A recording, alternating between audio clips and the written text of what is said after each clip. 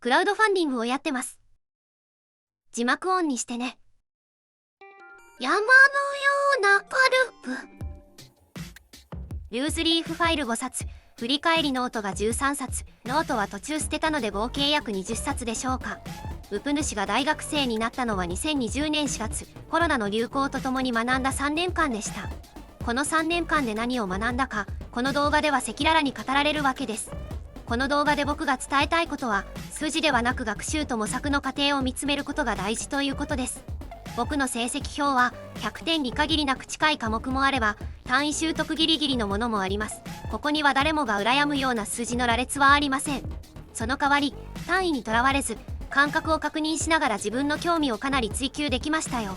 まあ見てみようや。細けいですね。寄ってみてみましょう。100点満点中、60点台が科、70点台が量、80点台が有、それ以上が週です。途中でやめた科目は入ってません。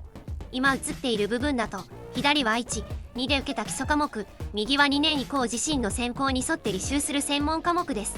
左上は国際関連の科目が多いですね。国際関係論、国際協力の実践と課題など、国連的な名称の講義も見受けられます。入学当初は国連で働きたいと思ってて、国際関係の話題や社会問題に焦点を当てた講義をとってました。総合講義の横浜学ことはじめは、地域関連の科目を一つ選ばにゃならんかったのでその一環で受講しました。地域の資料にたくさん触れられてなかなか楽しかったです。それに対し、右は特定の地域に関する科目が多く見受けられます。中国研究、イスラーム地域史、南アジア研究とか。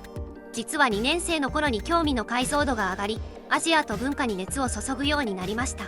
国際機関で働くより、個人でアジア文化の担い手として生きる方が魅力的に感じたのでしょう。評価からも読み取れるように、国際関連科目より文化関連科目の方が週が多いです。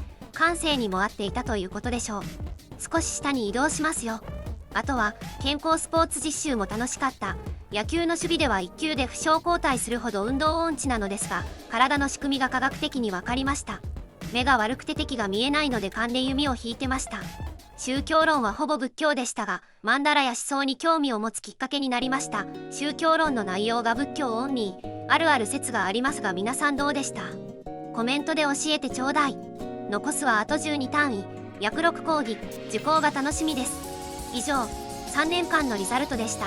話しきれてない部分も多いですが、こんな感じです。さあ、これまでのノートをたどってみましょうか。誰なの？ 2020 年1年前期、緊急事態宣言で完全オンライン授業でした。こちら時間割。オンライン授業、楽しかったですよ。学校の規模にしては授業環境の整備が早かったし、先生方も工夫して学問を教えてくれました。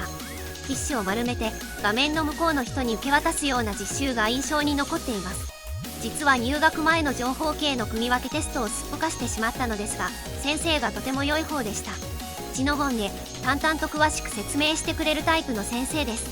語学系は抽選が全滅でしたが、学問に触れる導入として良い時間を過ごしました。同年後期、入学以来初めて大学に入校しました。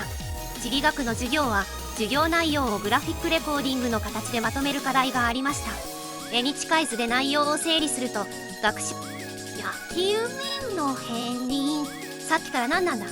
絵に近い図で内容を整理すると、学習のリズムができて、興味を保ってないように取り組めました。哲学入門がとても楽しかったのでその話を授業の最初の日、バイトが入っていたので受講を諦めようとしてました。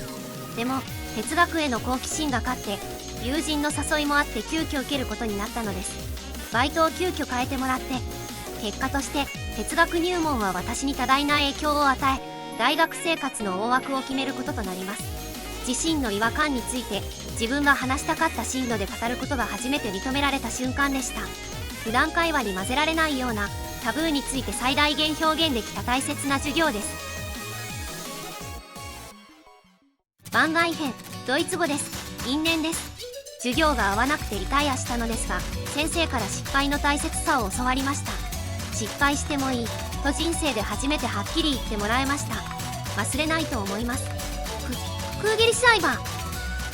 2021年2年後期、前期はパソコンにノートを取ってたので割愛します。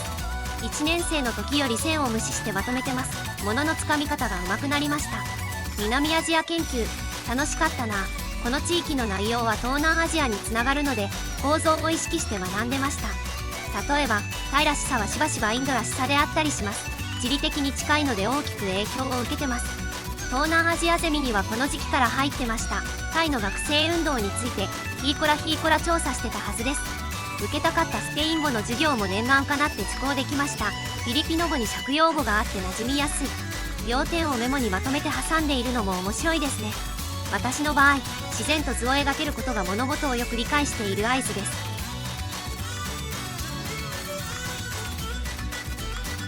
2022年3年前期、対面授業が安定して行われるようになりました。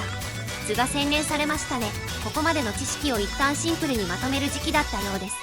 授業の一環で居酒屋を3ヶ月定点観察してたらお客さんたちと仲良くなりました。スピノザ入門の理論と照らし合わせて居酒屋の文化を分析しました。スピノザの禅の観念は興味のあるものしかできない自分に非常に合います。哲学論的な問いは好きなのに倫理に難しさを覚える歯がゆさ。この時学外でプログラミングを習っていてその内容もまとめられてます。2022年3年後期、数は少ないですがハードな時間でした。ゼミ論、週3回のスペイン語、中国研究、重量感あふれる講義をとっていました。たくさん文章を書いたので大学の学びがさらにまとまる期間でもありました。ゼミは台湾の文化創意産業について作り師の目線から研究しましたよ。ノートを取るというのは自分との対話だったりします。自分の言葉でもう一人の自分を出現させて向き合うみたいな。自分に共鳴する内容だと筆が躍ります。ノートを取る感覚からも自分の得意なことを見つけられるんですよ。整頓されたノート、縦横無尽なノートを使わない人、勉強法は私たちが考える以上に多様ですから、いろいろ試すのも楽しいです。以上、大学3年間の成績とノートの一部でした。結構楽しく探し求めできたね。